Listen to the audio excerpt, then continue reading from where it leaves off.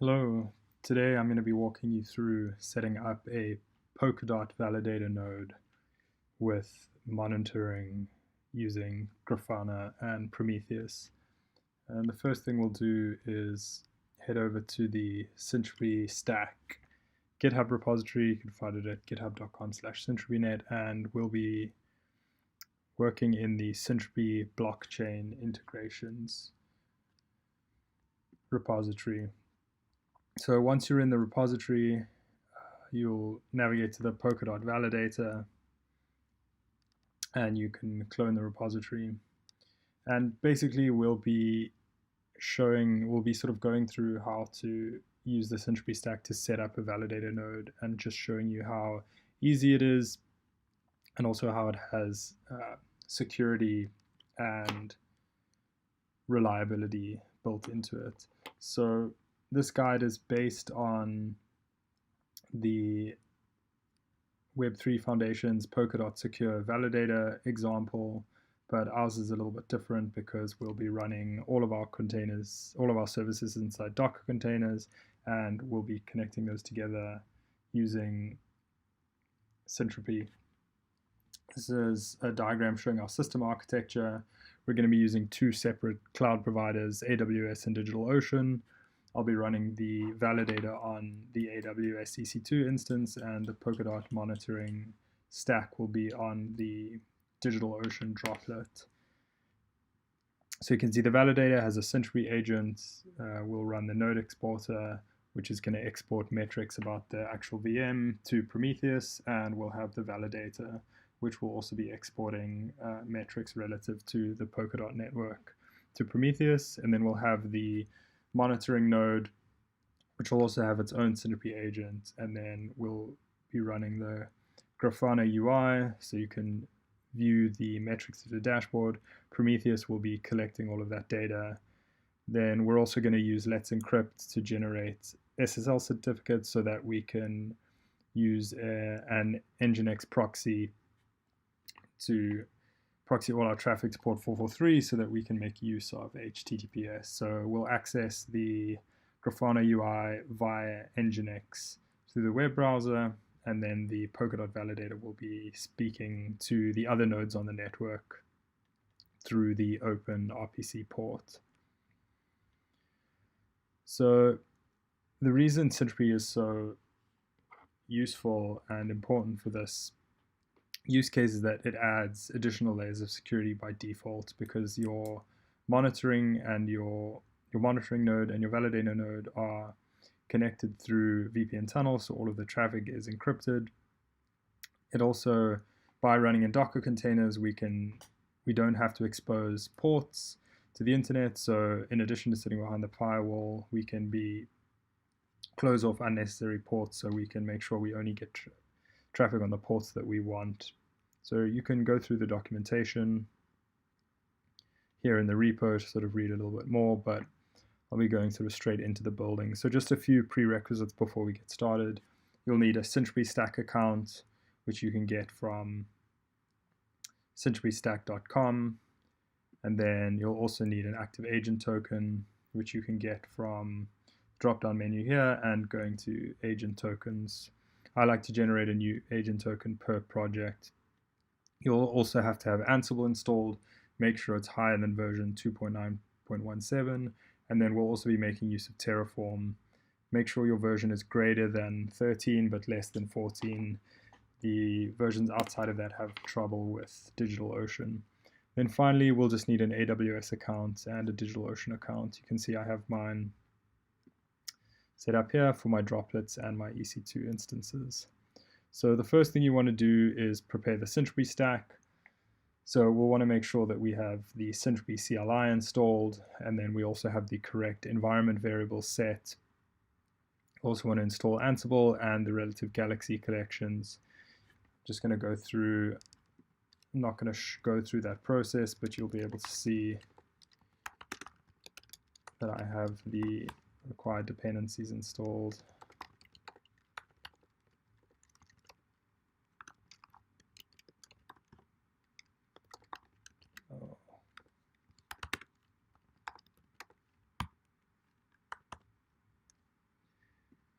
So we'll also just check, we got Terraform.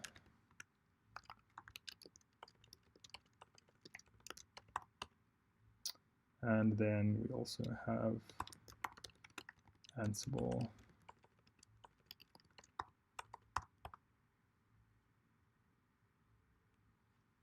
Great, so we have all those installed. Just you'll want to go through this authentication process, make sure that you have the Syntropy API server set in your environment variables, and then once you've done that, you can use the Syntropy CTL command line utility to log in and generate an API token, and you'll also export these to your environment. I recommend storing these in your bash RC or Z shell RC, depending on which shell you use. So now that we have all the basic requirements out the way, let's go through and perform our Terraform setup. I also recommend generating a project-specific SSH key that you'll be able to use for this, so that if it does get exposed, it's easy enough to destroy or replace without affecting any other projects you might have running. So you'll be able to see here, I have my Polkadot Validator RSA. This is my SSH private key, and then the public key is obviously alongside it. I'll be using those to allow Ansible to access DigitalOcean and AWS. So the first thing we need to do is go into Terraform and rename the terraform.tfvars.sample. And you can see under here, you'll be renaming this file to terraform.tvars, and then I'm not going to open that, so I don't want to expose my credentials, but you'll place your personal access token generated through the DigitalOcean UI, you'll place that here, and then you can see these are obviously just pointing to my SSH public key and private key. So for AWS, you're going to want to create an IAM user that has administrative privileges. Obviously, for this example, or for production workloads, it's best not to give full administrator access or privileges. You just want to have the ones in scope, but for the purposes of this, it'll work fine. And then I've stored these in my AWS credentials file under Syntropy, and then this Syntropy is referred to in the AWS Terraform templates. So now that we have those configured, you'll see we'll have that Terraform tvars file. Now, next thing you do is you can clone the repository if you hadn't already. Prepare the Syntropy stack as we've gone through, prepare the Terraform templates, which we've just done. So the next thing we want to do is just create the infrastructure plan. So you can see I'm in the Terraform folder here. So I'm going to just run the command Terraform plan.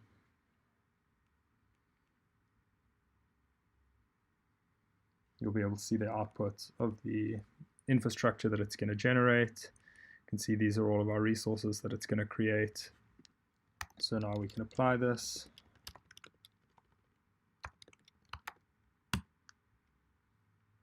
And it's going to prompt us to enter a value just to make sure that this is what we want to do. So I'm just going to say yes. And then this is going to take a minute or two to complete.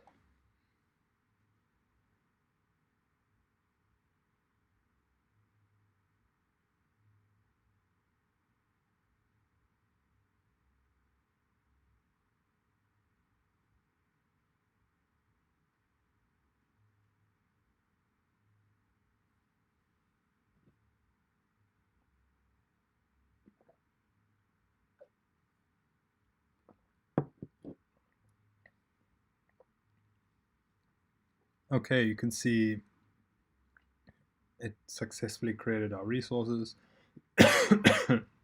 Excuse me. We'll just go to AWS. We can see it's created this Syntropy Polkadot instance. It's busy initializing.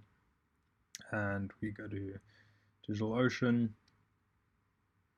We can see that it's created our monitoring node.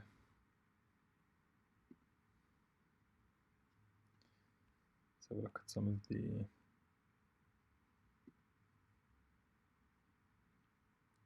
details. You can also see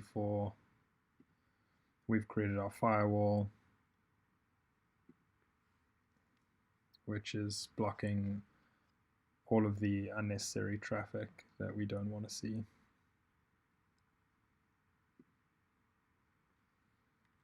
Okay, so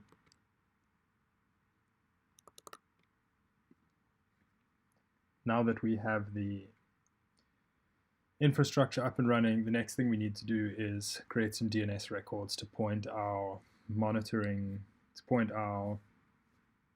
domain, or the domain we want to use, to the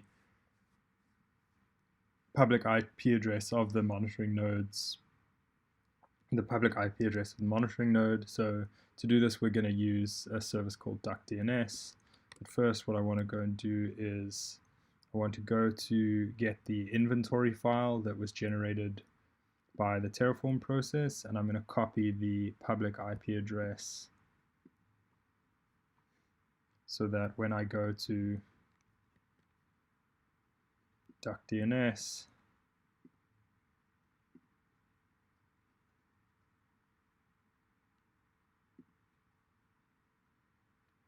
you can see I already have a domain that I've created, this Syntropy val, and I'm going to update the IP. You would want to just make sure that you create your own domain, which is obviously unique. It needs to be different to this, and then you can update your IP address here. And then the next step is we can go through and you'll need to rename the secrets.yaml.sample file to secrets.yaml. Same thing, I'm not going to show you because it has credentials. And you'll paste your API key, which is your agent token from Syntropy stack, and then we'll want to add our DuckDNS domain in here, which was synpolkval.duckdns.org. And then I'm just going to keep all of these as is. I recommend you change these. These are just our basic authentication credentials that we'll be using. So I'm just going to use username user, password pass, and this HT password file, which I generated using this tool.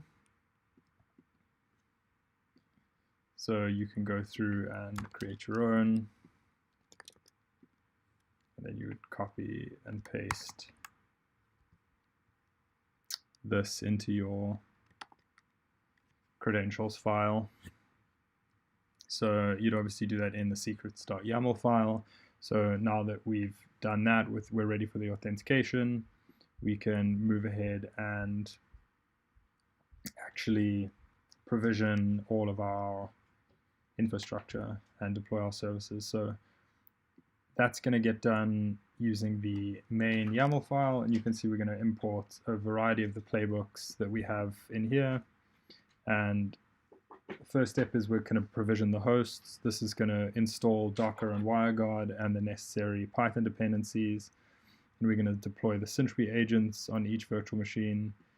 We'll then deploy the node exporter for the validator. Then we'll deploy the validator itself.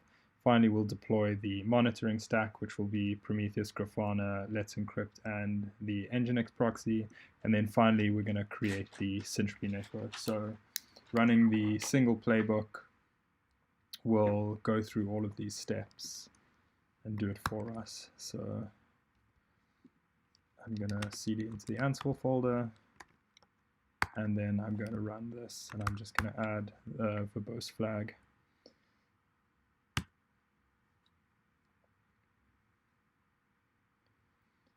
So this is going to take some time to complete. It has to install all the required software and dependencies on both of the virtual machines, and then it needs to go through and deploy all those services. So we'll come back to this as it's finishing.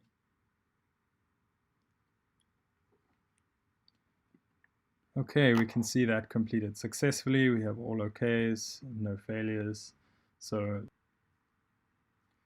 we can see everything deployed correctly. We have our network that's been created, and you can see all of our services are online and connected.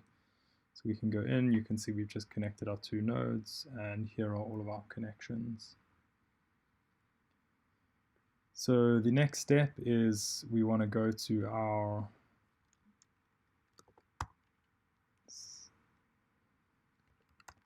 duck DNS domain.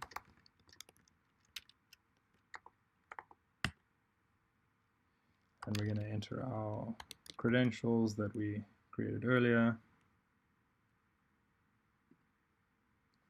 And you can see we have the Grafana dashboard. So the first thing we're going to want to do is we're going to want to add Prometheus as a data source. So we'll select Prometheus, and I know that the IP is 20.21.0.4.9090, and we can save and test, and we can see the data source is working.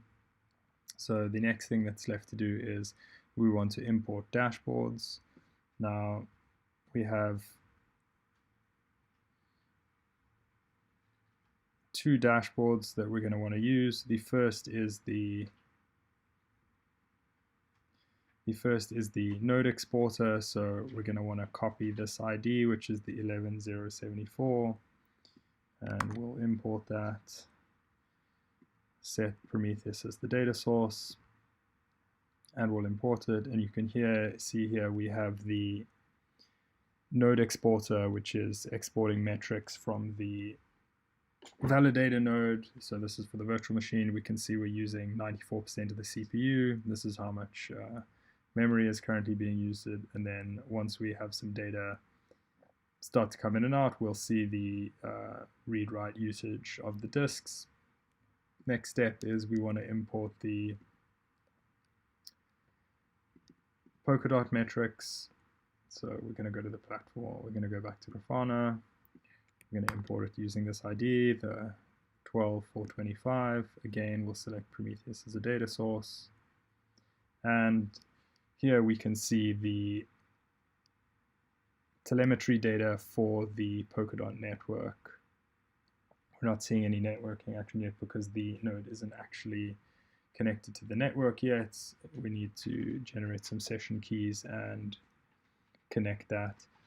So that is about the end of this tutorial. I have some additional considerations here if you want to run this as a production validator. Just a reminder that this is intended as a demonstration to show how to deploy a validator node using Syntropy and the Syntropy stack, and there are a few additional things you should be doing if you want to actually take this to production. You might want to increase the size of the EC2 instance. You can see we're really struggling with the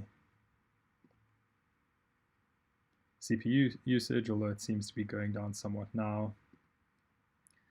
Grafana, you should be configuring this with an alert manager, as uptime is very important. You'll want to set login credentials for Grafana as well. The one thing you also want to do is you want to update the validator node name. So you can find this in the deploy validator. So this name, this variable, is what your validator node would appear as on the Polkadot network. So this is what people would select when they would want to nominate your node. And then finally, just to show you, if you want to create session keys, which you'll then need to set in order to have the node join the network, is you can run this playbook, which is going to create session keys for you. It's also going to back those keys up on the validator VM.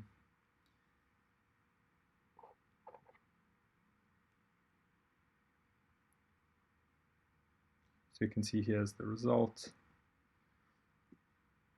This is the session keys that created. This result string is actually the concatenation of four public keys that have been generated. So you would then use this, and you would use this to set the session keys via the Polkadot UI, so that your validator can actually join the network, and you can bond your DOT tokens, and you can start validating. And that's about it. Thanks for watching.